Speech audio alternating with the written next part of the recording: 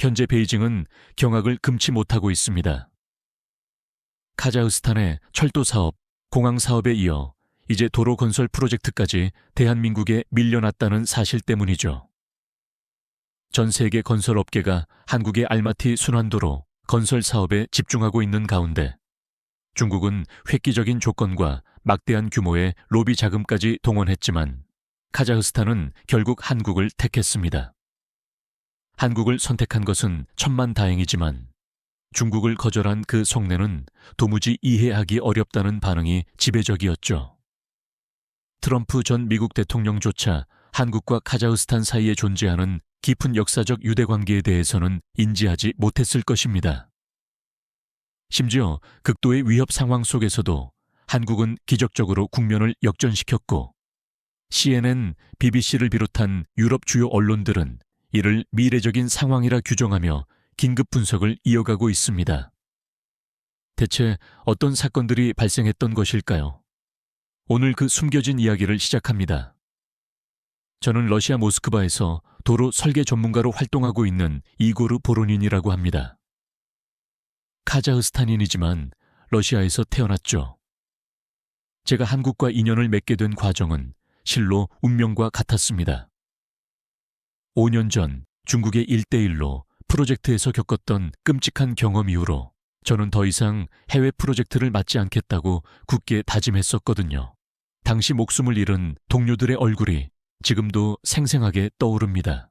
저는 당시 중국이 주도하던 우즈베키스탄 횡단도로 프로젝트에 참여했는데 중국 측은 이를 신실크로드의 부활이라 대대적으로 선전했지만 실제 건설 현장은 그야말로 아수라장이었습니다. 설계 도면은 현지 환경을 전혀 고려하지 않았으며 시공은 오직 속도전에만 급급했죠. 우즈베키스탄의 혹독한 극한 기후를 무시한 채 중국식 표준 설계를 고집스럽게 적용했습니다. 제가 보로닌 동지, 이 설계는 매우 위험합니다. 영하 40도에서는 이 자재가 하중을 견디지 못합니다 라고 수없이 경고했지만 중국 책임자는 이를 무시한 채 시간과 계획만을 강조했죠. 결국 악몽 같은 참사가 발생했습니다. 겨울 폭설이 몰아쳤을 때 교각 하나가 붕괴되었고 제 동료 셋이 현장에서 희생되었습니다. 그날 이후 저는 대규모 해외 프로젝트에 대한 공포심에 시달렸습니다. 하지만 작년 봄 뜻밖의 연락을 받았습니다. 한국의 SK 에코플랜트와 한국도로공사에서 저를 찾아왔더군요. 알마티 순환도로 프로젝트에 동참해 달라는 제안이었습니다. 처음에는 당연히 거절했습니다. 죄송합니다만 저는 더 이상 해외 프로젝트를 수락하지 않습니다 라고 단호하게 말했죠. 그러나 그들이 보내온 자료를 검토하면서 제 생각이 서서히 변하기 시작했습니다. 첫 페이지부터 기존 프로젝트들과는 확연히 달랐습니다.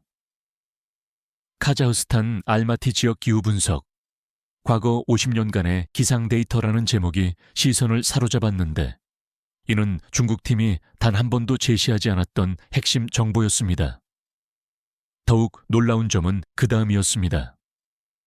현지 토양 분석 결과, 지진 위험도, 심지어 카자흐 전통 축제 일정까지 세밀하게 고려된 공사 계획이 담겨 있었거든요. 윤재민 현장 소장님이 화상 통화를 통해 직접 설명해 주셨는데 그분의 첫마디가 매우 인상적이었습니다. 이고르 선생님, 우리는 단순하게 도로를 건설하는 것이 아닙니다. 카자흐 민족의 삶을 연결하는 생명의 혈관을 구축하는 것입니다. 유창한 러시아어 구사 능력도 놀라웠지만 그분의 심오한 건설 철학이 더 깊은 감명을 주었습니다. 제가 왜 하필 저를 찾아오셨습니까? 라고 묻자 윤 소장님은 미소를 지으며 답하셨죠. 선생님께서 중국 프로젝트 당시 안전 문제를 끝까지 제기하셨다는 이야기를 들었습니다. 우리는 그러한 가치관을 지닌 분이 필요합니다. 실패의 경험을 아는 사람만이 진정한 성공을 일궈낼 수 있기 때문입니다.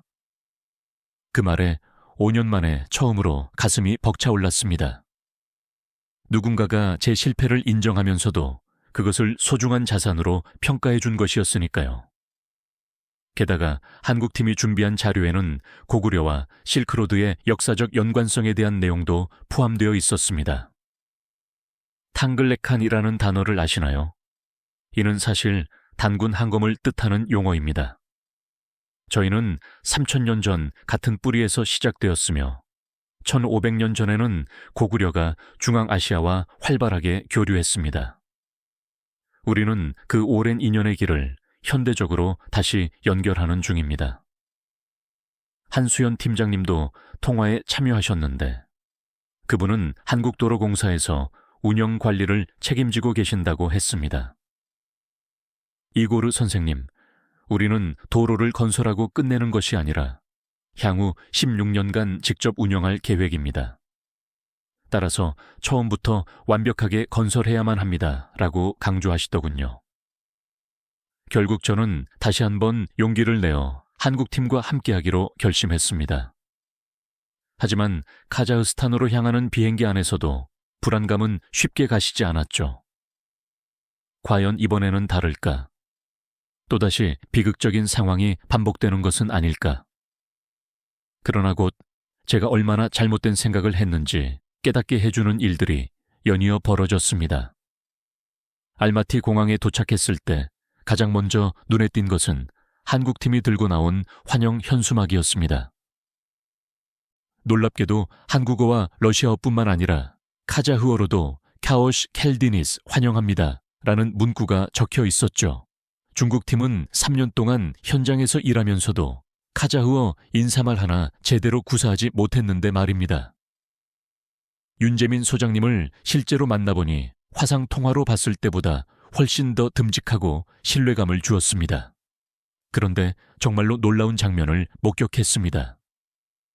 공항 직원이 카자흐어로 질문을 던지자 윤 소장님이 자연스럽게 카자흐어로 대답하는 것이었습니다.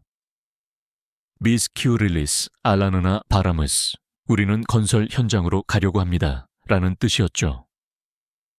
제가 놀라서 소장님 카자흐어를 하실 줄 아시네요. 라고 묻자 소장님은 웃으시며 답했습니다. 완벽하지는 않지만 기본적인 소통은 가능합니다. 현지 분들과 협력하려면 당연히 그분들의 언어를 배우는 것이 마땅하죠. 그것이 바로 상호 존중의 시작이니까요. 공항에서 현장까지 이동하는 약 1시간 반 동안 한수연 팀장님이 프로젝트에 대해 상세하게 설명해 주셨습니다. 우리가 건설할 순환도로는 총 61km입니다. 이는 알마티 시내의 극심한 교통체증을 근본적으로 해소할 것입니다. 지금은 도시를 가로질러 가는데 3시간이 소요되지만 순환도로가 완성되면 30분이면 충분해집니다. 더 인상적이었던 점은 한 팀장님이 현지 경제에 미칠 파급 효과까지 정확히 계산해 두셨다는 것입니다. 물류 비용이 40%가량 절감될 것입니다. 그렇게 되면 알마티 시민들의 생활 물가도 자연스럽게 낮아지겠죠. 우리는 단순히 아스팔트 길을 만드는 것이 아니라 이 지역 사람들의 삶의 질을 근본적으로 변화시키는 것입니다. 현장에 도착했을 때 이미 한국 기술자들과 카자흐 현지 인부들이 활발하게 함께 일하고 있었습니다. 그 현장의 분위기는 제가 예전에 경험했던 중국 현장과는 완전히 상반되었습니다. 중국 현장에서는 중국인 관리자들이 현지 인부들을 하대하며 명령만 내렸던 반면 여기서는 한국 기술자들이 카자흐 인부들과 어깨를 나란히 하며 협력하고 있었습니다. 특히 인상 깊었던 장면은 젊은 한국 기술자가 연세가 지긋한 카자흐 인부에게 무언가를 진지하게 배우고 있는 모습이었습니다. 윤 소장님이 설명해 주셨죠. 저 카자흐 어르신 보리스르는 이 지역에서 30년간 건설업에 종사하신 분입니다. 알마티의 토양 특성을 우리보다 훨씬 정확히 파악하고 계시죠. 우리의 첨단 기술력과 그분들의 귀중한 경험이 결합될 때 최상의 시너지가 창출됩니다. 현장 사무실에 들어서니 벽면 한쪽에 대형 달력이 걸려 있었는데 거기에는 카자흐스탄의 공휴일과 전통 축제일이 빠짐없이 표시되어 있었습니다. 제가 나우루즈 축제일에는 공사를 중단하나요? 라고 묻자 윤 소장님은 고개를 끄덕이셨습니다. 당연합니다. 나우루즈는 카자흐 민족에게 가장 중요한 명절입니다. 우리 역시 그들과 함께 축하하고 휴식을 취해야죠. 점심시간이 되자 더욱 놀라운 광경이 펼쳐졌습니다. 한국팀이 준비한 식사 공간에서 한국 음식뿐만 아니라 카자흐 전통 음식인 베시바르마크와 쿠미스도 함께 제공되었기 때문입니다. 한국 기술자들이 자연스럽게 베시바르마크를 먹으며 카자흐 동료들과 대화를 나누는 모습은 국제적인 협력의 진정한 표본이었습니다. 중국이 자기들의 방식만을 일방적으로 고집했던 것과 달리 한국은 현지 문화를 수용하면서도 자신들의 우수한 기술력을 접목시키고 있었던 것이죠. 한 팀장님은 제게 다음과 같이 말씀하셨습니다. 이고르 선생님, 우리에게는 로마에 가면 로마법을 따르라는 속담이 있습니다. 하지만 우리는 여기서 한 단계 더 나아가려 합니다.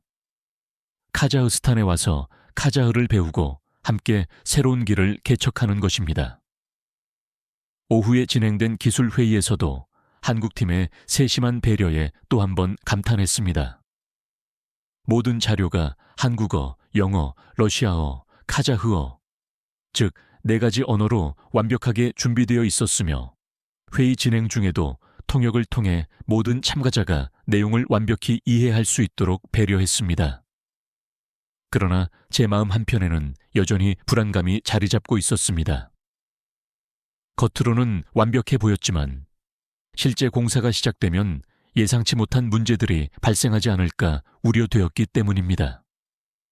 특히 카자흐스탄의 혹독한 겨울이 곧 닥칠 것이라는 점이 가장 큰 걱정이었습니다. 과연 한국팀도 영하 40도의 추위 앞에서는 무력해지는 것은 아닐까요? 그런데 며칠 후 제 걱정과는 완전히 반대되는 사건들이 터져 나오기 시작했습니다. 프로젝트가 본격적으로 시작된 지 한 달째 되던 날 아침, 현장 입구에 낯선 차량 여러 대가 세워져 있었습니다. 가까이 가보니 중국어가 적힌 차량들이었죠. 불길한 예감이 들었습니다. 중국이 이대로 가만히 있을 리 없다고 생각했거든요. 현장 사무실에 들어서자 윤 소장님의 표정이 심상치 않았습니다. 이고르 선생님 오셨군요. 조금 복잡한 상황이 발생했습니다. 소장님은 책상 위에 놓인 신문을 보여주셨는데 한 면에 한국 컨소시엄 알마티 프로젝트 안전성 의문이라는 대형 제목이 실려 있었습니다. 중국계 언론사가 보도한 기사였죠. 더 충격적인 것은 기사의 내용이었습니다. 익명의 전문가에 따르면 한국팀의 설계에 중대한 결함이 있다는 주장이었습니다. 그런데 그 익명의 전문가가 인용한 내용들이 매우 익숙했습니다.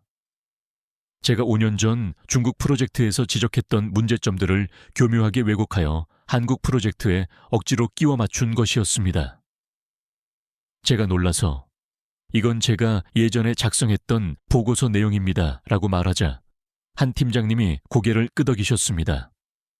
저희도 인지하고 있습니다. 중국이 조직적인 방해 공작을 개시한 것으로 보입니다. 이고르 선생님의 과거 경험을 악용하여 우리 프로젝트의 명성에 흠집을 내려는 의도입니다. 바로 그때 밖에서 소란스러운 소리가 들려왔습니다. 나가보니 중국 1대1로 중앙아시아 총괄 책임자인 리웨이가 카자흐 정부 관계자들과 함께 현장에 와 있었습니다. 리웨이는 제 얼굴을 보자 비웃는 듯한 표정을 지었습니다. 오, 보로닌 선생 아닌가요? 또다시 위험한 프로젝트에 참여하셨군요. 부디 이번에는 사고가 발생하지 않기를 바랍니다. 그 순간 5년 전의 악몽이 되살아나는 것 같았고 온몸이 떨렸지만 말이 나오지 않았습니다. 하지만 윤 소장님이 당당하게 앞으로 나서셨습니다. 리웨이 선생, 우리 현장에 무슨 일로 방문하셨습니까? 유창한 중국어로 말씀하시자 리웨이의 표정이 일순간 굳어졌습니다. 리웨이 옆에 있던 카자흐 교통국 관계자가 입을 열었습니다. 안전성에 대한 우려가 제기되어 현장 점검을 위해 나왔습니다. 그는 바로 누르잔 베이센바예프 부차관이었는데 어딘가 미심쩍은 표정을 짓고 있었습니다. 나중에 알게 되었지만 그는 이미 중국 측으로부터 상당한 로비를 받고 있었던 것으로 드러났습니다. 현장 점검이 시작되자 리웨이는 지속적으로 꼬투리를 잡았습니다. 이 설계로는 카자흐의 혹독한 겨울을 견뎌낼 수 없습니다. 우리 중국은 이미 수십 개의 프로젝트를 성공시켰습니다. 경험의 차이가 다르죠. 그는 은근히 카자흐 정부 측에 압력을 행사하는 모습을 보였습니다. 하지만 한 팀장님은 침착하게 방역했습니다. 그 수십 개의 프로젝트 중에서 현재까지도 아무 문제 없이 멀쩡하게 운영되고 있는 것은 몇 개나 됩니까? 그 한마디에 리웨이의 얼굴이 크게 붉어졌습니다. 실제로 중국이 중앙아시아에서 추진한 프로젝트 상당수가 부실 시공 문제로 논란을 일으킨 전력이 있었거든요. 리웨이는 급히 화제를 돌렸습니다. 한국은 이처럼 극한 환경에서의 공사 경험이 부족하지 않습니까? 그러자 윤 소장님이 미소를 지으셨습니다. 우리는 시베리아 횡단 철도, 현대화 사업도 성공적으로 완료했습니다. 영하 50도에서도 문제가 없었죠.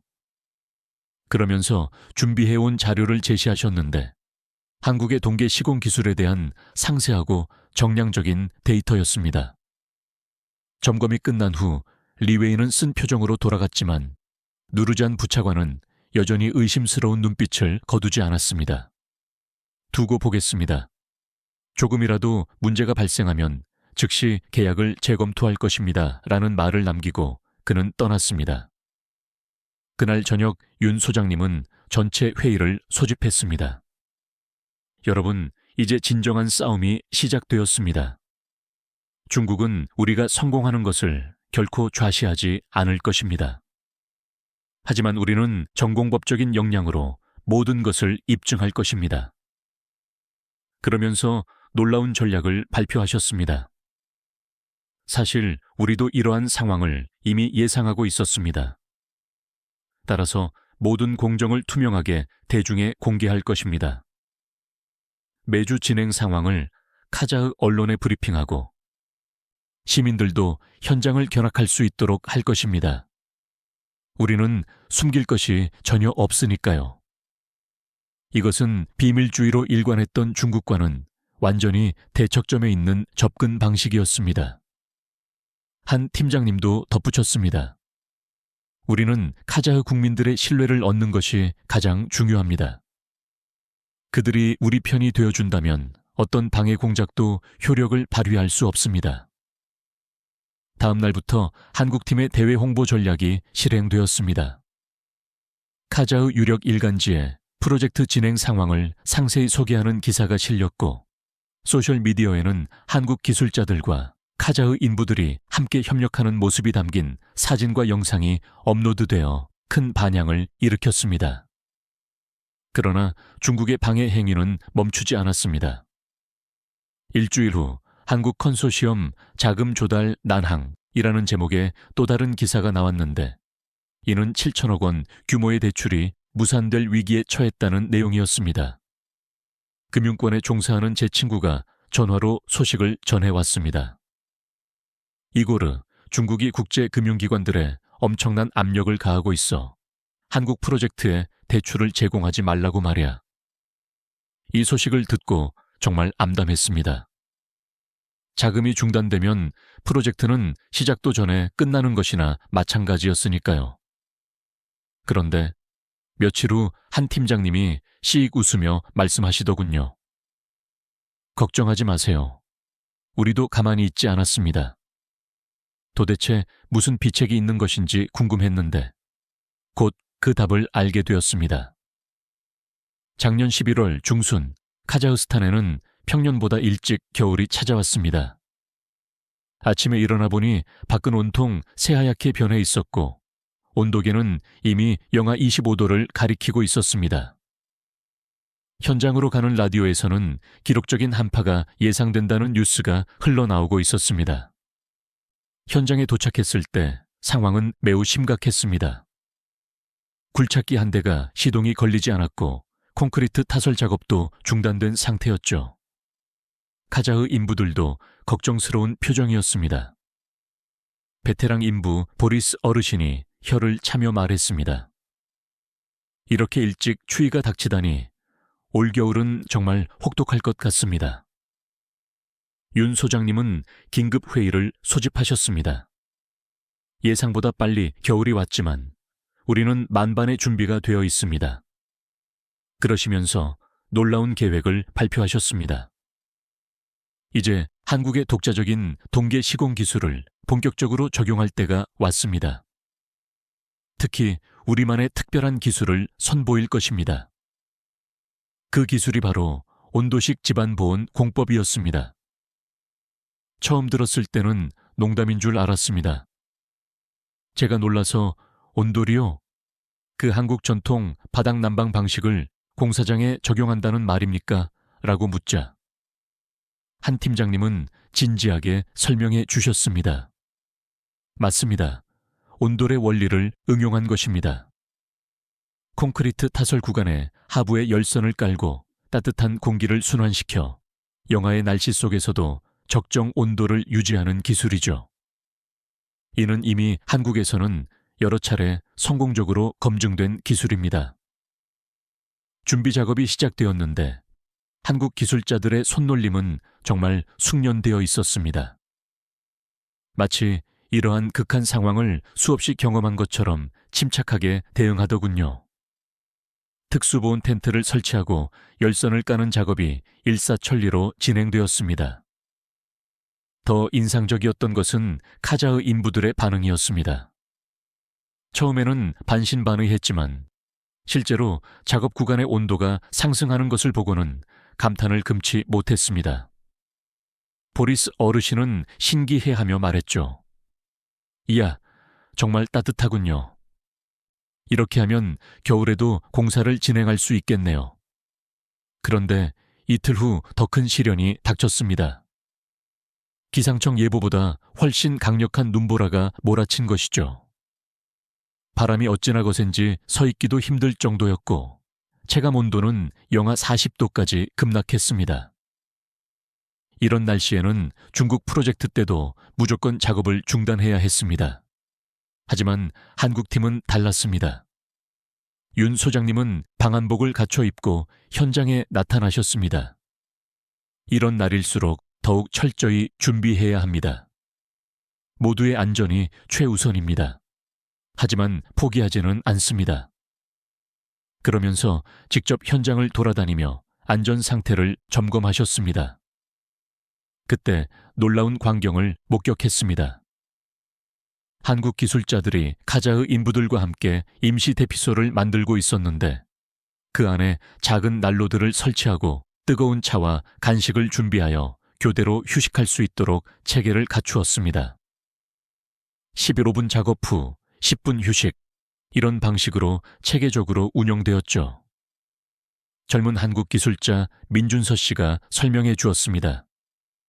이것은 한국 겨울 산악훈련에서 배운 방법입니다. 천을 유지하면서도 작업을 계속할 수 있죠. 무리하지 않는 것이 중요합니다. 정말로 놀라웠던 것은 이런 극한 상황에서도 작업이 지속되었다는 점이었습니다. 물론 속도는 느려졌지만 완전히 멈추지는 않았습니다. 온돌식 보온 공법 덕분에 콘크리트 타설도 가능했고 기초공사는 차근차근 진행되었습니다. 사흘째 되던 날 눈보라가 멎었을 때 기적 같은 일이 일어났습니다.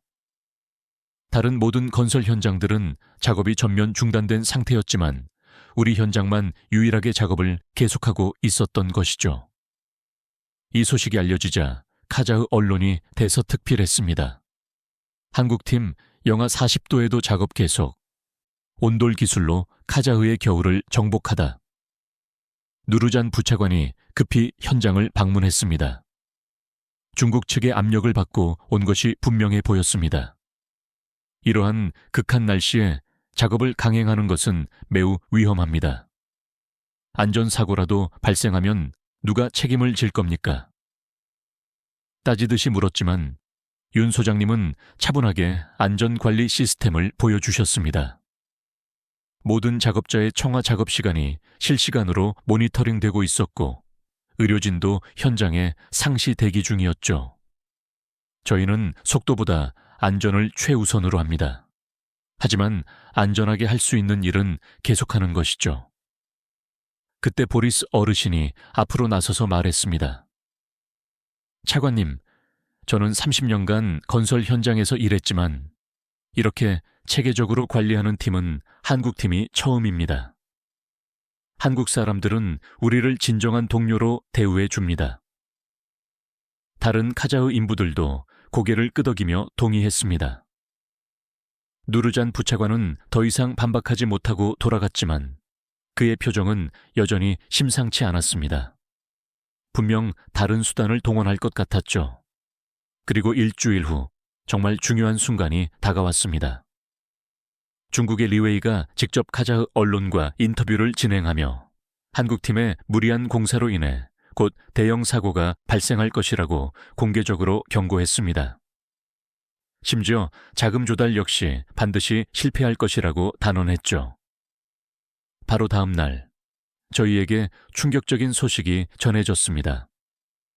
한 팀장님이 긴급 회의를 소집하시더니 유럽부흥개발은행에서 대출 심사를 보류한다는 통보가 왔습니다. 라고 말씀하셨습니다. 7천억 원의 자금이 걸린 일이었습니다. 회의실 분위기는 순식간에 얼어붙었습니다.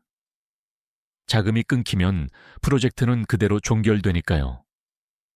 그런데 그때 한 팀장님이 의미심장한 미소를 지으셨습니다. 하지만 포기하기에는 이릅니다. 우리에게는 아직 히든 카드가 남아 있습니다. 도대체 무슨 비장의 카드가 있다는 것일까요? 그 답은 며칠 후에 밝혀졌습니다.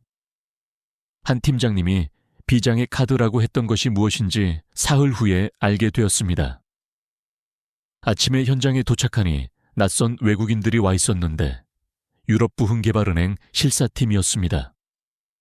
그런데 놀랍게도 그들 중에는 세계은행과 아시아개발은행 관계자들도 함께 있었습니다. 제가 한 팀장님, 이분들이 모두 오신 이유가 무엇입니까? 라고 묻자 팀장님은 씩 웃으면서 답하셨습니다. 중국이 유럽부흥개발은행에 압력을 넣을 것을 예상했습니다. 그래서 우리는 다른 국제금융기관들과도 접촉했습니다. 공정한 실사를 받기 위해서였죠. 더욱 놀라운 점은 실사팀을 이끄는 책임자였습니다. 마리아 슈나이더라는 독일 출신 금융 전문가였는데 그녀는 과거 중국 1:1로 프로젝트의 부실을 공개적으로 비판했던 인물이었습니다. 중국이 가장 불편해하는 인사가 실사를 진행하러 온 것이죠. 실사는 일주일 동안 진행되었는데 정말 철저하고 꼼꼼했습니다. 재무 건전성부터 시작하여 기술력, 안전관리 체계, 현지 고용 효과까지 모든 측면을 들여다보았습니다. 특히 인상적이었던 것은 마리아가 직접 카자흐 인부들을 개별 인터뷰했다는 점입니다. 솔직하게 말씀해 주십시오. 한국팀과 함께 일하는 것이 어떻습니까? 보리스 어르신이 대표로 대답했습니다. 저는 30년 동안 여러 외국 회사와 일했지만 한국 사람들처럼 우리를 진심으로 존중하는 팀은 없었습니다. 같이 밥 먹고 같이 일하고 심지어 우리말도 배우려고 노력합니다. 다른 인부들도 한마디씩 거들었습니다. 겨울에도 안전하게 일할 수 있도록 해줍니다. 기술도 가르쳐주고 정당한 임금도 제때 지급해요. 중국 회사는 우리를 무시했지만 한국 사람들은 다릅니다. 실사 기간 중에 뜻밖의 사건이 발생했습니다. 리웨이가 실사팀을 만나려고 시도했지만 마리아가 단호하게 거절한 것이었습니다. 우리는 공정한 실사를 위해 왔습니다. 외부로부터의 압력은 수용하지 않습니다. 리웨이의 얼굴이 불그락푸르락 변하는 모습이 멀리서도 보였습니다. 그런데 실사 나흘째 되는 날 갑자기 문제가 생겼습니다. 누군가 우리 프로젝트의 재무자료가 조작되었다는 악성 소문을 퍼뜨린 것이죠. 중국 측 언론이 한국 컨소시엄 대출을 받기 위해 회계 조작이라는 자극적인 기사를 내보냈습니다. 윤 소장님은 즉각 기자회견을 열었습니다. 우리는 모든 재무 자료를 투명하게 공개하겠습니다. 단 한 푼의 조작도 없었다는 것을 증명할 것입니다. 그리고 정말로 모든 회계 장부를 인터넷에 공개했습니다. 프로젝트 준비 단계부터의 모든 자금 흐름을 누구나 열람할 수 있도록 조치한 것이었습니다. 이처럼 파격적인 대응에 마리아도 놀라움을 표했습니다. 이렇게까지 투명하게 공개하는 것은 처음 봅니다. 보통은 기업 비밀이라며 숨기기 급급한데. 그녀가 윤 소장님께 물었습니다. 왜 이렇게까지 하시는 겁니까? 윤 소장님의 대답이 감명 깊었습니다. 신뢰는 감추는 것이 아니라 보여주는 것이라고 믿습니다. 우리가 카자흐 국민들에게 약속한 도로를 건설하려면 그분들의 신뢰가 필수적입니다. 그래서 모든 것을 공개하는 것입니다. 그때 한 팀장님이 또 하나의 깜짝 발표를 했습니다. 우리는 이 프로젝트의 수익 일부를 카자흐 지역 사회에 환원할 계획입니다. 매년 도로 운영 수익의 5%를 지역교육 및 의료시설 개선에 투자할 것입니다. 이는 계약서에도 명시되지 않은 내용이었습니다. 순전히 한국팀의 자발적인 결정이었죠. 실사팀과 카자흐 정부 관계자들 모두가 놀랐습니다. 누르잔 부차관조차 이런 제안은 처음이다라며 당황스러워했죠. 마침 그때 한국에서 특별한 손님들이 도착했습니다. 한국도로공사 사장님과 SK 에코플랜트 임원들이 직접 현장을 방문한 것이었습니다. 그분들은 카자흐 총리를 예방하고 장기적인 협력 방안을 논의했습니다. 우리는 단순한 시공사가 아닙니다. 16년간 함께할 진정한 파트너입니다. 라고 강조했다고 합니다. 실사 마지막 날, 마리아가 종합평가회의를 진행했습니다. 기술력, 재무 건전성, 사회적 책임 모든 면에서 매우 높은 점수를 받았습니다. 특히 현지 고용 창출 효과와 기술 이전 계획이 탁월하다는 평가를 받았습니다. 하지만 마지막에 덧붙인 말이 있었습니다. 다만 중국의 방해 공작이 계속될 가능성이 높은데 이에 대한 대응 계획이 있으십니까? 한 팀장님이 명쾌하게 답했습니다. 우리의 대응은 지극히 단순합니다. 그들이 유언비어로 공격하면 우리는 명확한 성과로 답할 것입니다. 그들이 비밀주의로 일관하면 우리는 투명하게 공개할 것입니다. 결국 카자흐 국민들이 현명하게 판단하실 것입니다. 일주일 후 최종 결과가 발표되었습니다. 유럽부흥개발은행뿐만 아니라 이슬람개발은행, 유라시아개발은행까지 참여하는 7천억 원 규모의 대출이 마침내 승인되었습니다. 중국의 방해 공작은 오히려 한국팀에 대한 국제사회의 지지를 결집시키는 역효과를 낸 셈이었습니다. 이 소식을 들은 리웨이가 직접 찾아왔습니다. 축하합니다. 하지만 이게 끝이 아닙니다. 공사는 이제 시작일 뿐이죠. 과연 카자흐의 혹독한 환경을 극복해낼 수 있을까요?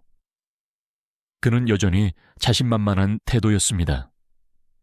하지만 윤 소장님은 담담하게 답하셨습니다. 리웨이 선생, 우리 한국 속담에 시작이 반이다라는 말이 있습니다. 좋은 시작을 했으니 나머지 절반도 성공적으로 해낼 것입니다. 그날 밤 현장에서는 소규모의 축하 파티가 열렸습니다. 한국팀과 카자흐 인부들이 함께 모여 기쁨을 나누었죠. 누군가 한국 노래를 부르기 시작했는데 놀랍게도 카자흐 인부들도 따라 불렀습니다. 한 팀장님이 가르쳐준 아리랑이었습니다. 그때 문득 깨달았습니다. 이것은 단순한 건설 프로젝트가 아니라 마음과 마음을 잇는 숭고한 일이라는 것을요. 하지만 아직 넘어야 할 장애물은 많았습니다. 특히 누르잔 부차관의 모호한 태도가 계속해서 신경 쓰였습니다. 그가 무슨 생각을 하고 있는지 며칠 후 제 불안감은 현실이 되고 말았습니다. 자금 조달 성공으로 들떠있던 분위기가 일주일 만에 급격히 냉각되었습니다. 아침에 현장에 도착하니 경찰차 여러 대가 서 있었거든요. 무슨 일인가 싶어 급히 사무실로 들어갔더니 경찰들이 서류들을 압수하고 있었습니다. 윤 소장님이 도대체 무슨 일입니까? 라고 묻자 경찰은 차갑게 답했습니다. 불법 고용 혐의로 조사 중입니다. 한국 기술자들의 비제 문제가 있다는 제보를 받았습니다. 누르잔 부차관이 뒤에서 팔짱을 끼고 모든 상황을 지켜보고 있었습니다. 하지만 한 팀장님은 침착함을 유지했습니다. 모든 서류는 정상적인 절차를 거쳐 처리되었습니다.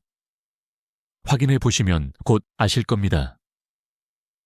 실제로 2시간의 조사 끝에 아무런 문제가 없다는 사실이 밝혀졌습니다. 하지만 누르잔 부차관은 물러서지 않았습니다. 앞으로도 계속 주시할 겁니다. 아주 사소한 문제라도 발생하면 용납하지 않을 것입니다. 그날 저녁 윤 소장님은 전 직원을 소집했습니다. 한국 기술자들과 카자흐 인부들이 모두 모인 자리였습니다. 분위기는 무거웠습니다. 계속되는 외부 압박에 지친 기색이 역력했죠. 그런데 윤 소장님은 뜻밖의 이야기를 시작했습니다. 여러분, 혹시 탕글레칸을 알고 계십니까? 다들 어리둥절한 표정이었습니다. 그러자 소장님이 준비한 자료를 보여주셨습니다. 고구려 벽화와 중앙아시아 지도가 화면에 나타났습니다. 탕글레칸은 단군 한검을 뜻하는 말입니다. 3000년 전 우리는 같은 뿌리에서 나왔으며 1500년 전에는 고구려와 이곳 중앙아시아가 깊은 인연을 맺었습니다. 이는 우리 한민족과 중앙아시아 민족이 같은 뿌리에서 기원했다는 역사적인 증거입니다. 홍익인간이라는 정신을 아시나요? 널리 인간 세상을 이롭게 한다는 뜻입니다. 그때도 지금도 우리는 그 정신을 가지고 이곳에 왔습니다. 카자흐 인부들이 특히 깊은 관심을 보였습니다. 보리스 어르신이 물었습니다.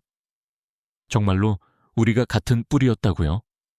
그래서 한국 사람들이 우리를 이토록 존중해 주는 것인가요? 한 팀장님이 보충 설명을 했습니다. 네, 실제로 언어학자들도 한국어와 알타이 언어의 유사성을 인정하고 있습니다. 우리는 먼 친척이나 다름없습니다. 1500년 만에 다시 만난 가족들입니다. 그렇기 때문에 우리가 이 프로젝트를 함께하는 것이 더욱 의미 있는 것입니다. 그때 젊은 카자흐 인부 사마트가 손을 들었습니다. 저희 할아버지께서 늘 말씀하셨습니다. 먼 길을 가려면 혼자 가지 말고 반드시 함께 가라고요. 이제 왜 한국 분들과 일하는 것이 이렇게 편안하고 좋은지 알겠습니다. 우리는 원래 한 가족이었던 거군요. 현장의 분위기는 점차 감동적으로 변하기 시작했습니다. 한국 기술자 민준서 씨가 일어났습니다. 처음 이곳에 왔을 때는 모든 것이 낯설고 힘들었습니다. 하지만 이제는 여기가 저의 제2의 고향 같습니다. 아니, 어쩌면 진정한 고향을 찾은 것인지도 모르겠습니다. 그러자 다른 사람들도 하나둘씩 마음의 문을 열기 시작했습니다. 서로의 가족 이야기, 고향 이야기를 나누며 웃음꽃을 피웠죠. 누군가 카자흐 전통 악기인 돈브라를 가져와 연주하기 시작했고 한국 사람들은 한국 민요로 화답했습니다. 윤 소장님이 말씀하셨습니다. 우리는 단순한 직장 동료가 아닙니다. 1500년의 깊은 인연으로 다시 만난 형제들입니다. 그 어떤 외부의 방해 공작도 우리의 이 결속력을 끊어낼 수 없을 것입니다. 그때 놀라운 제안이 나왔습니다. 보리스 어르신이 우리 카자흐 전통 의식으로 형제결연, 큐다를 맺는 것이 어떻겠습니까? 라고 한 것이었죠. 꾸다 큐다는 서로를 영원한 가족으로 받아들이는 카자흐의 오랜 전통 의식이었습니다. 다음 주말 특별한 행사가 거행되었습니다. 한국 기술자들과 카자흐 인부들이 1대1로 형제결연을 맺었습니다. 전통 의상을 착용하고 빵과 소금을 나누며 서로의 가족이 되기로 약속했습니다. 심지어 윤 소장님은 보리스 어르신과 형제가 되셨죠. 이 소식이 알려지자 카자흐 언론이 대대적으로 보도했습니다. 한국인과 카자흐 1600년 만에 재회, 탕글레칸의 후예들 다시 하나가 되다와 같은 기사가 쏟아졌습니다. 특히 일반 시민들의 반응이 폭발적이었습니다. 소셜미디어에는 진정한 국제협력, 홍익인간 정신의 실현과 같은 긍정적인 댓글이 달렸습니다. 물론 중국 측은 이를 비웃었습니다. 리웨이는 냉소적으로 말했습니다. 감상적인 쇼에 불과합니다. 비즈니스는 냉혹한 것입니다. 하지만 그의 표정에는 불안감이 역력했습니다. 여론이 완전히 한국팀 쪽으로 기울고 있었기 때문이죠. 더 중요한 변화는 현장에서 발생했습니다. 형제결연 이후 생산성이 눈에 띄게 향상되었습니다. 서로를 진정한 가족처럼 챙기면서도 일의 능률은 더욱 높아졌죠. 특히 카자흐 인부들이 자발적으로 야근을 자청했습니다. 우리 형제들이 고생하는데 가만히 있을 수 없다면서요. 한 팀장님이 제게 말씀하셨습니다. 이고르 선생님, 이것이 바로 한국식 경영의 핵심입니다. 사람을 최우선으로 생각하면 성과는 자연스럽게 따라옵니다. 이것이 홍익인간의 정신이죠. 그런데 바로 그때 누르잔 부차관의 본색이 드러나기 시작했습니다. 어느 날 밤 제가 우연히 목격한 장면이 있었습니다. 누르잔 부차관이 리웨이와 비밀리에 만나고 있었던 것이죠. 레스토랑 구석 좌석에서 무언가를 주고받는 모습이 보였습니다. 다음 날 충격적인 일이 벌어졌습니다. 우리 프로젝트의 설계도가 중국 언론에 유출된 것이었죠. 한국 설계의 치명적 결함 발견이라는 자극적인 제목으로 대서특필되었습니다. 하지만 이상했습니다. 공개된 설계도를 자세히 살펴보니 우리가 실제로 사용하는 것과는 미묘하게 달랐거든요. 윤 소장님이 비상회의를 소집했습니다. 우리 내부에 산업 스파이가 있는 것 같습니다. 모두가 충격에 빠졌고 서로를 의심하는 분위기가 조성될까 염려되었습니다. 하지만 윤 소장님의 다음 발언이 더욱 놀라웠습니다. 사실 우리는 이 상황을 이미 예측하고 있었습니다. 그래서 일부러 가짜 설계도를 제작해 두었습니다. 누가 유출하는지 확인하기 위해서였습니다. 이는 고도의 함정이었던 것입니다. 그리고 며칠 후 진정한 배신자가 밝혀졌습니다. 놀랍게도 가짜 설계도 함정에 걸린 사람은 뜻밖에도 우리 팀 내부의 카자흐 엔지니어 한 명이었습니다. 티무르라는 젊은 청년이었는데 그는 누르잔 부차관의 조카였죠. 증거는 명확했습니다. 그가 접근할 수 있었던 컴퓨터에서만 가짜 파일이 열렸고 중국 측에 유출된 것도 바로 그 파일이었으니까요. 티무르를 사무실로 불렀을 때 그의 얼굴은 창백했습니다. 윤 소장님이 차분히 물으셨습니다. 왜 그랬습니까? 티무르는 한참을 망설이다가 모든 것을 털어놓았습니다. 삼촌이 누르잔 삼촌이 시켰어요. 거절할 수 없었습니다. 가족이니까요. 그때 한 팀장님이 뜻밖의 질문을 했습니다. 얼마를 받았나요? 티무르가 놀란 표정으로 돈은 받지 않았습니다. 라고 답했죠. 그럼 왜 이 일을 했습니까? 삼촌이 제 아버지 회사에 압력을 넣었어요. 만약 거절하면 사업 허가를 취소하겠다고 협박했습니다. 순간 사무실은 정적이 흘렀습니다.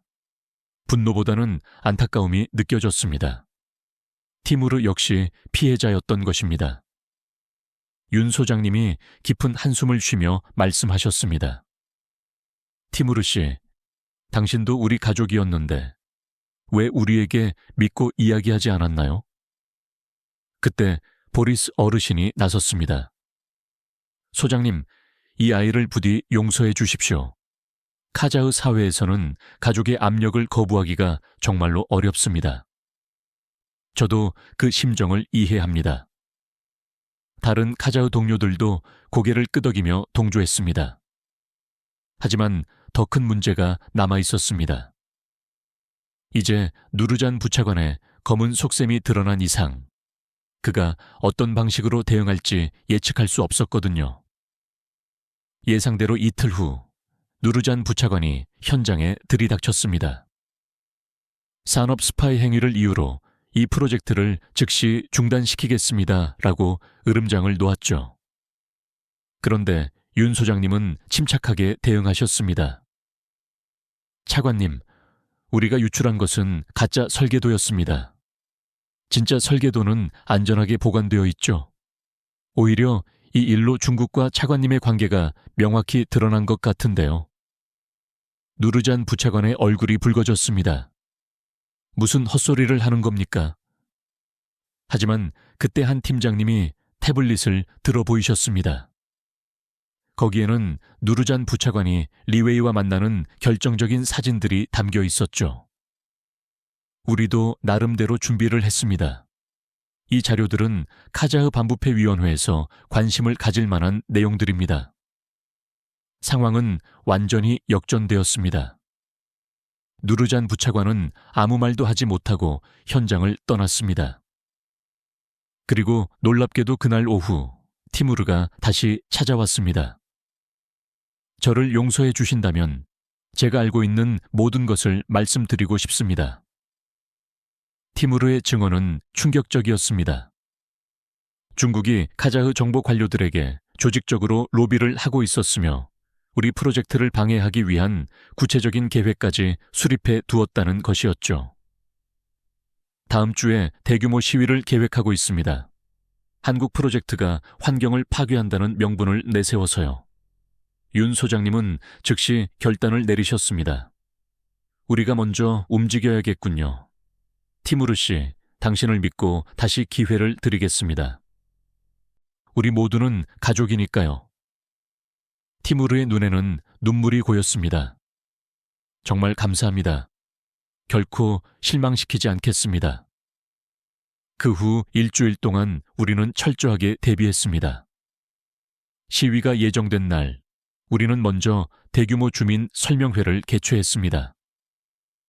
프로젝트가 환경에 미치는 영향을 투명하게 공개하고 오히려 첨단 친환경 기술을 적용하고 있음을 명확히 보여주었습니다.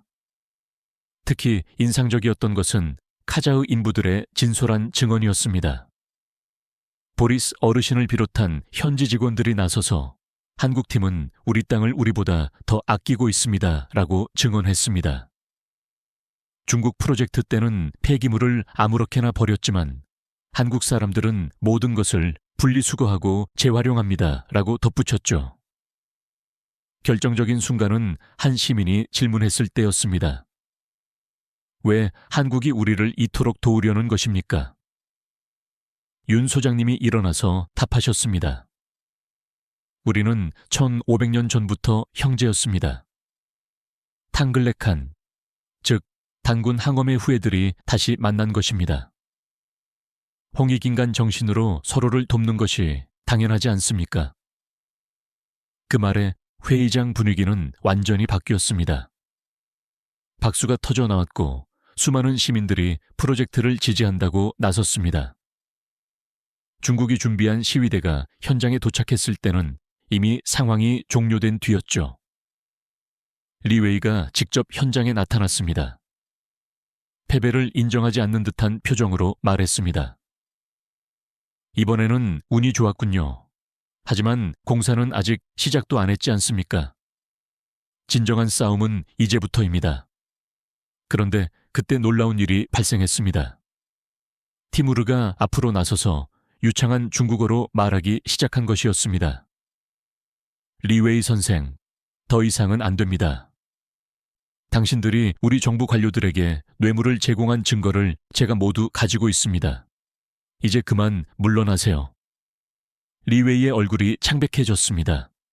그는 아무 말 없이 현장을 돌아섰고 그 후로 직접적인 방해 공작은 사라졌습니다. 물론 암암리의 공작은 계속되었겠지만 적어도 대놓고 방해할 수는 없게 된 것이죠. 그날 밤 현장에서는 진정한 축제가 열렸습니다. 한국팀과 카자흐팀이 하나가 되어 춤추고 노래했습니다.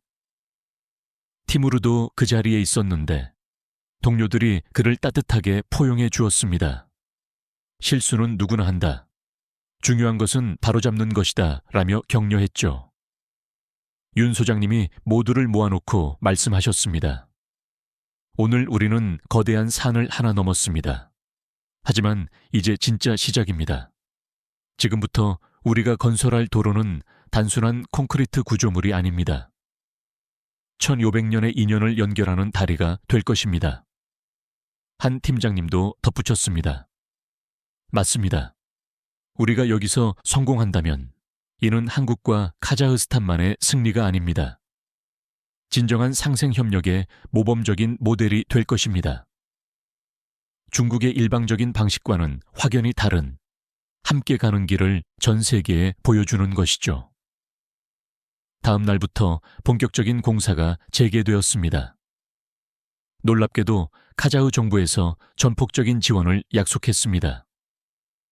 누르잔 부차관은 조용히 사라졌고 새로운 담당자가 왔는데 그는 우리 프로젝트에 매우 협조적이었습니다. 하지만 아직 끝이 아니었습니다.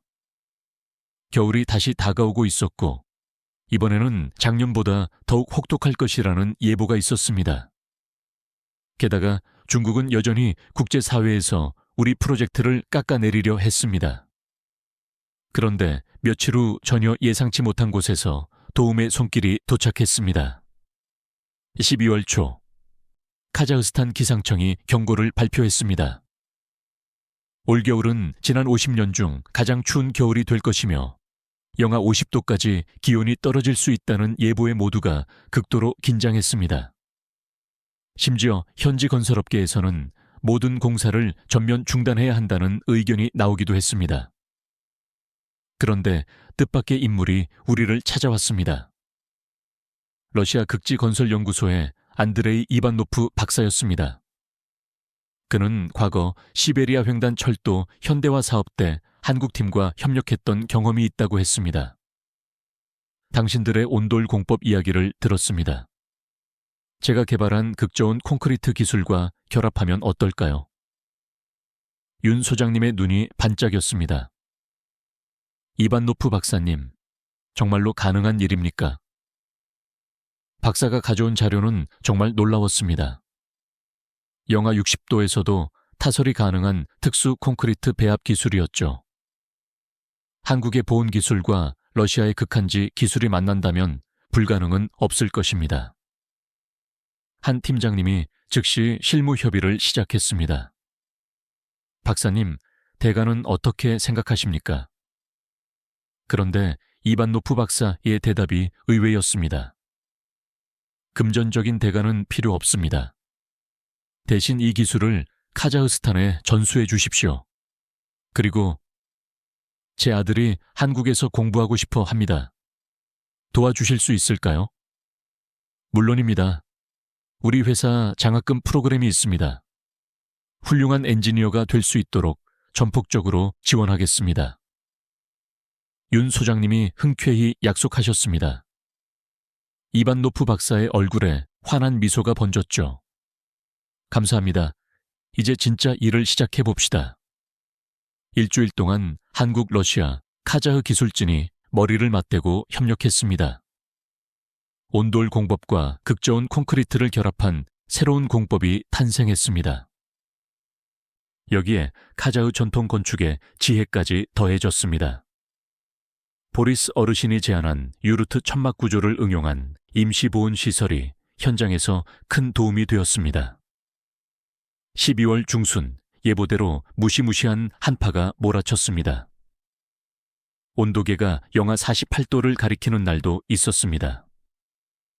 다른 모든 건설 현장이 완전히 멈춰섰지만 우리 현장은 달랐습니다.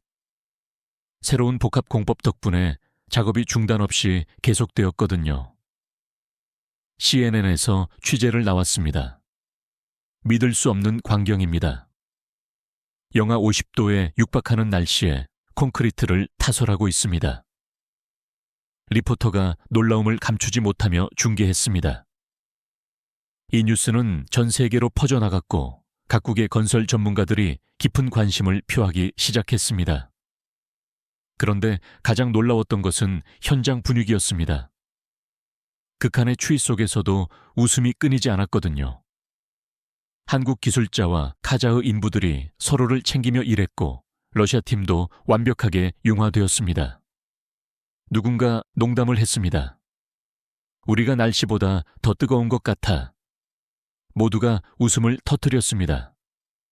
어느 날 밤 눈보라가 특히 심했습니다. 바람이 어찌나 센지 임시 건물이 흔들릴 정도였죠.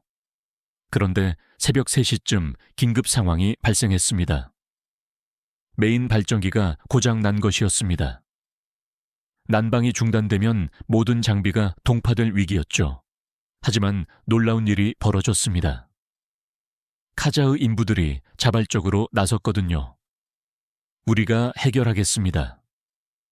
그들은 전통 방식으로 대형 모닥불을 피우고 담요와 텐트를 이용하여 임시보온 시설을 만들었습니다. 한국 기술자들은 그 사이 필사적으로 발전기를 수리했습니다. 사마트가 돈브라를 꺼내 연주하기 시작했습니다. 추위를 잊게 해드릴게요. 다른 사람들도 노래를 부르기 시작했고 한국 민요와 카자흐 전통 노래가 번갈아 울려 퍼졌습니다. 그 광경을 지켜보던 이반노프 박사가 말했습니다. 40년간 극지에서 일했지만 이런 종류의 팀워크는 처음 경험합니다. 새벽 5시 마침내 발전기가 재가동되었습니다. 모두가 환호성을 질렀죠. 윤 소장님이 모두를 모아놓고 말씀하셨습니다. 오늘 밤 여러분이 보여준 것이 바로 우리의 진정한 힘입니다. 어떤 추위도 우리의 열정을 식힐 수는 없습니다. 이 사건은 현지 언론에 대서특필되었습니다. 영하 48도 밤 노래로 추위를 녹이다 국경을 넘어선 형제 같은 제목이 신문 한 면을 장식했습니다. 카자흐스탄 대통령까지 직접 현장을 방문하여 격려를 표했습니다. 그런데 더욱 놀라운 일이 기다리고 있었습니다. 크리스마스 이브에 뜻밖의 손님들이 찾아온 것이었습니다. 중국 베이징에서 온 기술자 팀이었는데 그들의 리더가 말했습니다. 우리는 중국 정부와는 무관하게 왔습니다. 당신들의 이 기술과 정신을 배우고 싶습니다. 알고 보니 그들은 리웨이의 강압적인 행태에 반발했던 중국 엔지니어들이었습니다. 우리도 진정한 협력이 무엇인지 배우고 싶습니다. 받아주신다면 무급으로라도 일하겠습니다. 윤 소장님은 잠시 고민하다가 결정을 내리셨습니다. 환영합니다. 기술에는 국경이 없으니까요. 한 팀장님이 조건을 제시했습니다. 대신 여기서 배운 것을 중국에 돌아가 널리 전파해 주십시오. 그리고 앞으로는 현지 주민을 존중하는 프로젝트를 추진해 주십시오. 중국 기술자들이 깊이 고개를 숙이며 약속했습니다. 해가 바뀌었을 때 우리 프로젝트는 이미 전 세계의 주목을 받고 있었습니다. 극한 환경에서도 포기하지 않은 의지, 국경을 초월한 협력, 그리고 현지 문화를 존중하는 태도가 새로운 국제 협력 모델로 평가받았죠. 1월 중순 놀라운 소식이 전해졌습니다. UN 지속가능개발위원회에서 우리 프로젝트를 올해의 인프라 프로젝트로 선정한 것이었습니다. 단순한 기술력이 아닌 사람 중심의 개발을 실현했다는 극찬이었습니다. 시상식에 참석한 윤 소장님의 수상 소감이 매우 인상적이었습니다. 이 상은 한국만의 것이 아닙니다. 카자흐, 러시아, 그리고 이제는 중국 동료들까지 모두가 함께 일구어낸 성과입니다. 우리는 도로만 만든 것이 아니라 마음과 마음을 잇는 길을 만들었습니다. 그런데 가장 기뻤던 소식은 따로 있었습니다. 티무르가 제게 찾아와 말했거든요. 이고르 형, 저희 삼촌이 크게 변하셨어요. 우리 프로젝트를 보고 진심으로 반성하셨대요. 이제는 진정한 카자흐스탄의 발전을 위해 일하고 싶다고 하시더라고요. 정말로 며칠 후 누르잔 전 부차관이 현장을 방문했습니다. 제가 잘못 생각했습니다. 진정한 발전이 무엇인지 이제야 깨달았습니다. 용서해 주신다면 앞으로는 이런 프로젝트를 적극적으로 지원하는 데 힘쓰고 싶습니다. 윤 소장님이 손을 내밀었습니다. 과거는 과거일 뿐입니다. 함께 미래를 만들어 갑시다. 두 사람이 악수하는 모습을 보며 모두가 뜨거운 박수를 보냈습니다. 2월이 되자 날씨가 점차 풀리기 시작했습니다. 공사 진척도는 예상을 훨씬 뛰어넘었습니다. 극한의 겨울을 이겨낸 우리 팀은 이제 어떤 어려움도 극복할 수 있다는 자신감에 차 있었습니다. 그런데 어느 날 리웨이가 다시 나타났습니다. 하지만 이번에는 태도가 완전히 달랐습니다. 리웨이가 찾아온 날은 2월 말이었습니다. 예전의 거만한 모습은 온데간데 없었죠. 윤 소장님, 한 팀장님, 제가 많이 잘못했습니다. 그가 깊이 고개를 숙였습니다. 알고 보니 중국 정부에서도 그의 강압적인 방식에 문제를 제기했다고 합니다. 사실 저도 실적을 내야 한다는 압박에 시달렸습니다. 리웨이가 털어놓았습니다. 하지만 당신들의 프로젝트를 보고 깨달았습니다. 진정한 성공은 숫자가 아니라 사람의 마음을 얻는 것이라는 것을요. 한 팀장님이 따뜻하게 말씀하셨습니다. 늦지 않았습니다. 이제부터라도 함께 상생하는 길을 찾아봅시다. 그날 이후 리웨이는 자주 현장을 찾아와 한국의 프로젝트 관리 방식을 배우기 시작했습니다. 3월이 되자 완연한 봄 기운이 느껴졌습니다. 겨울 동안의 성과가 눈에 띄게 드러났죠. 다른 프로젝트들이 이제야 재개하는 동안 우리는 이미 전체 공정의 40%를 완료한 상태였습니다. 그런데 새로운 도전이 기다리고 있었습니다. 봄철 해빙기가 오면서 집안이 약해진 것이었죠. 카자흐스탄 특유의 진흙땅 때문에 장비 이동조차 어려워졌습니다. 중국 프로젝트가 실패했던 이유 중 하나가 바로 이 해빙기 문제였습니다. 하지만 우리는 준비가 되어 있었습니다. 보리스 어르신이 제안한 전통 공법이 위력을 발휘했거든요. 우리 선조들은 이런 땅에서도 길을 만들었습니다. 갈대와 자갈을 깔아서 임시 도로를 만드는 것이죠. 현대 기술과 전통 지혜의 결합으로 문제를 해결했습니다. 4월 중순 뜻깊은 날이 찾아왔습니다. 첫 번째 구간 20km가 성공적으로 완성된 것이었죠. 시험 주행을 하는 날, 현장의 모든 사람들이 도로변에 모였습니다. 첫 차량이 지나갈 때 모두가 환호했습니다. 특별히 의미 있었던 것은 첫 번째 운전자였습니다. 바로 보리스 어르신이었거든요. 30년간 도로를 만들었지만 제가 만든 도로를 처음으로 달려보네요. 그의 눈에 감격의 눈물이 고였습니다. 이 소식이 알려지자 알마티 시민들이 구경을 오기 시작했습니다. 정말 매끄럽네요. 이런 도로는 처음입니다. 감탄사가 쏟아졌죠. 특히 물류회사들의 관심이 뜨거웠습니다. 이 도로가 완성되면 운송비를 절반으로 줄일 수 있어요. 5월이 되자 프로젝트는 더욱 탄력을 받았습니다.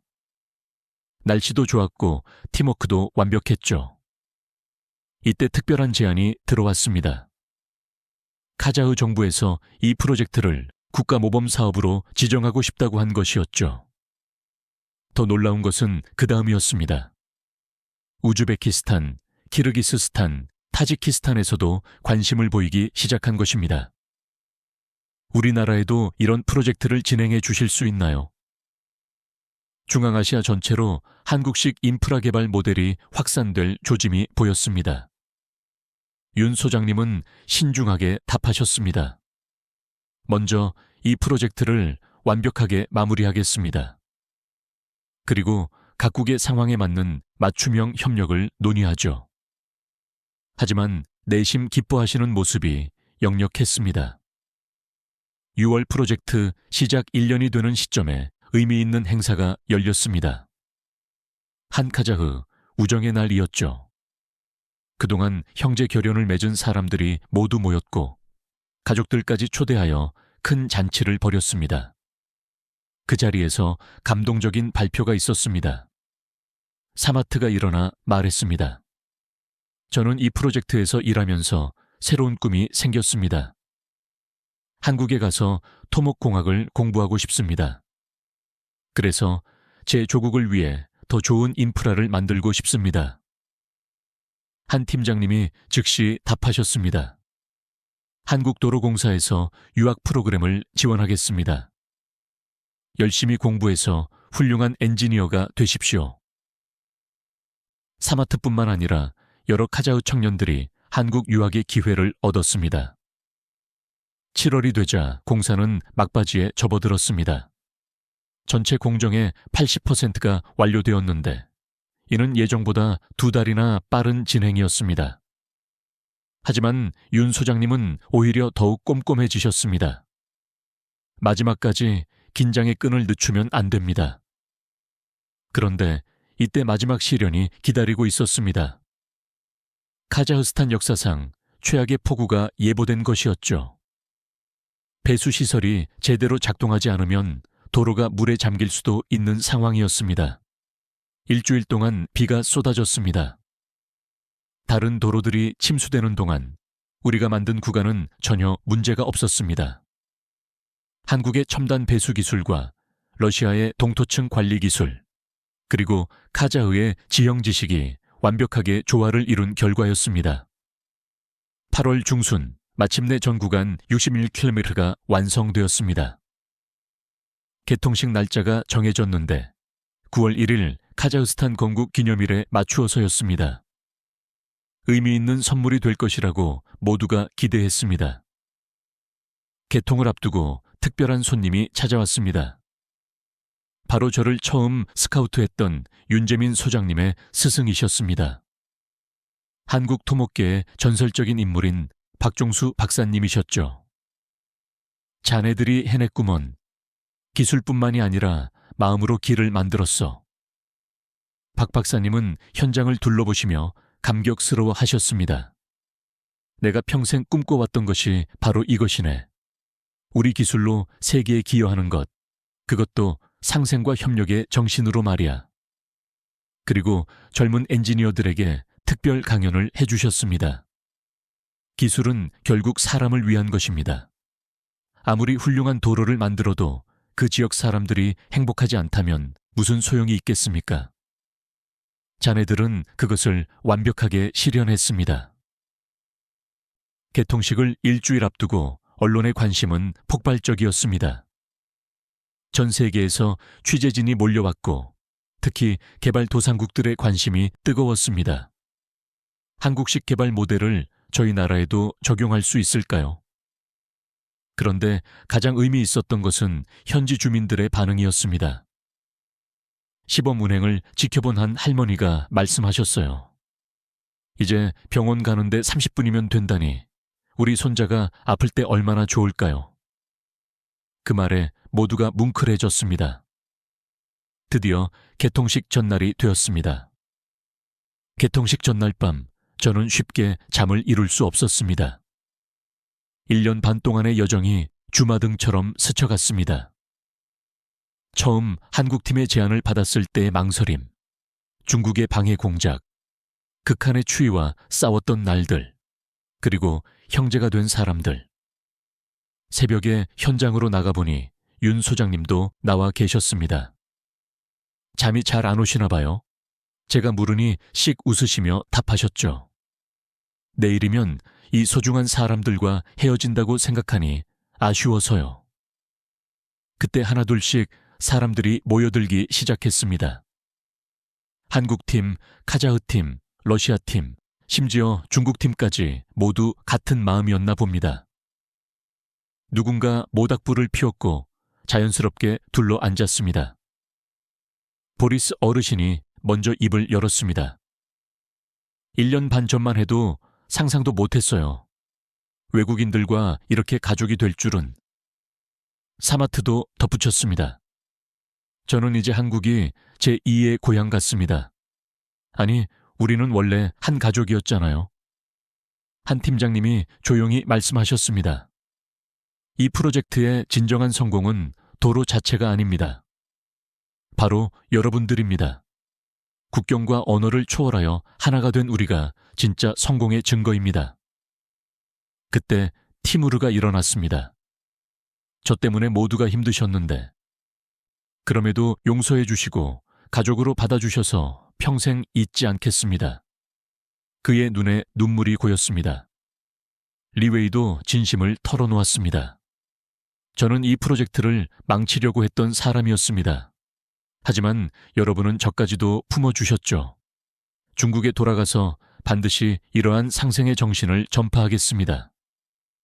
새벽 해가 떠오르기 시작했고 황금빛 햇살이 우리가 만든 도로 위를 비추었습니다. 그 순간 윤 소장님이 일어나셨습니다. 여러분, 우리가 만든 것은 단순한 61km의 도로가 아닙니다. 1500년의 인연을 다시 연결하는 다리를 만든 것입니다. 개통식은 성대하게 거행되었습니다. 카자흐 대통령과 한국 국토부 장관이 함께 테이프를 끊었습니다. 축사에서 대통령은 이렇게 말했습니다. 이 도로는 카자흐스탄 현대사의 새로운 페이지를 여는 길입니다. 진정한 국제 협력의 모범입니다. 첫 번째 정식 운행 차량은 시민들을 태운 버스였습니다.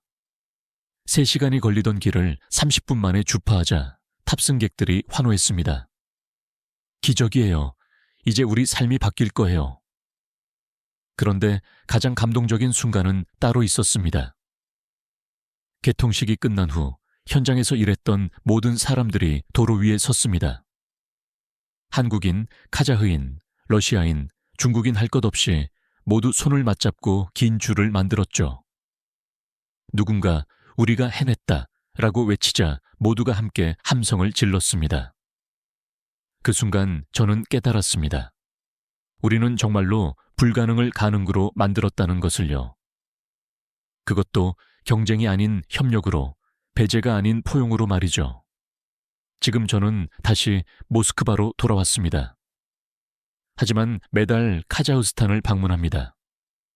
우리가 만든 도로가 잘 운영되고 있는지 확인하고 무엇보다 그곳에서 만난 가족들을 만나러 가죠. 얼마 전 한국에도 다녀왔습니다.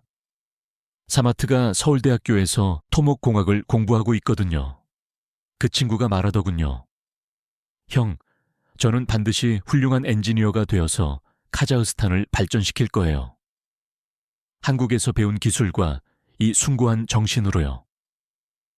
윤 소장님과 한 팀장님은 이제 새로운 프로젝트를 준비하고 계십니다. 우즈베키스탄에서 요청이 왔거든요. 이번에는 저도 처음부터 함께하기로 했습니다.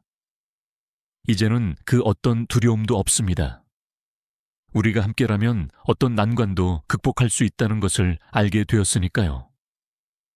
리웨이에게서도 연락이 왔습니다. 중국에서 새로운 방식의 프로젝트를 시작했다고요. 현지 주민들과 함께하는 진정한 상생의 프로젝트를 말이죠. 당신들에게 배운 것을 실천하고 있습니다. 라는 그의 말에 뿌듯함을 느꼈습니다. 무엇보다 기쁜 것은 알마티 시민들의 삶이 실제로 눈에 띄게 향상되었다는 것입니다. 물류비가 절감되어 물가가 안정되었고 출퇴근 시간이 단축되어 가족과 함께 보내는 시간이 늘었다고 합니다. 응급 환자 이송 시간도 크게 줄어들어 생명을 구하는 일도 많아졌습니다. 이 프로젝트는 끝이 아니라 시작입니다. 한국과 중앙아시아를 잇는 현대판 실크로드의 첫 페이지를 장식한 것입니다. 그리고 그 길 위에는 기술력만이 아니라 신뢰와 우정, 그리고 상생의 정신이 유유히 흐르고 있습니다. 홍익인간, 널리 인간을 이롭게 한다는 그 숭고한 정신이 1500년을 넘어 다시금 만개한 것이죠. 우리가 만든 것은 단순한 콘크리트 도로가 아니라 마음과 마음을 굳건히 연결하는 길이었습니다. 제 이야기를 경청해 주셔서 진심으로 감사합니다. 그리고 무엇보다 이러한 소중한 기회를 제공해 준 한국의 친구들에게 감사드립니다. 언젠가 여러분도 알마티에 방문하신다면 우리가 함께 만든 그 길을 달려보십시오. 그 길 위에서 진정한 우정과 협력의 의미를 깊이 느끼실 수 있을 것입니다. 한국 속담처럼 함께 가면 멀리 간다는 진정한 의미를 이제 저도 깨닫게 되었습니다. 스파시바. 그리고 감사합니다. 여러분, 오늘 이고르 보로닌 씨의 감동적인 이야기 어떠셨나요? 영하 50도의 극한 추위와 집요한 외부 방해 공작 속에서도 굴하지 않고 완성해낸 알마티 순환도로 프로젝트. 그 과정에서 한국과 카자흐스탄, 러시아, 그리고 중국까지 모두가 하나가 된 놀라운 여정을 보았습니다. 특히 인상 깊었던 것은 탕글레칸, 즉 단군 항검으로 이어지는 1500년 전의 역사적 인연이 현대에 다시 부활했다는 점입니다. 홍익인간 정신으로 서로를 존중하며 진정한 상생의 길을 창조해낸 것이죠. 기술력도 중요하지만 결국 사람과 사람의 마음을 연결하는 것이야말로 진정한 성공의 열쇠라는 것을 보여준 사례가 아닐까요? 이 놀라운 프로젝트는 현재 중앙아시아 전역으로 확산될 움직임을 보이고 있다고 합니다. 한국의 기술력과 숭고한 정신이 전 세계를 긍정적으로 변화시키는 모습, 정말 자랑스럽지 않으신가요? 여러분의 깊은 생각과 감동적인 소감을 댓글로 남겨주시면 감사하겠습니다. 다음에도 더욱 놀랍고 의미 있는 사연으로 여러분을 찾아뵙겠습니다. 채널 구독과 좋아요, 알림 설정으로 지속적인 관심을 부탁드립니다. 지금까지 코리아 원더풀이었습니다. 감사합니다.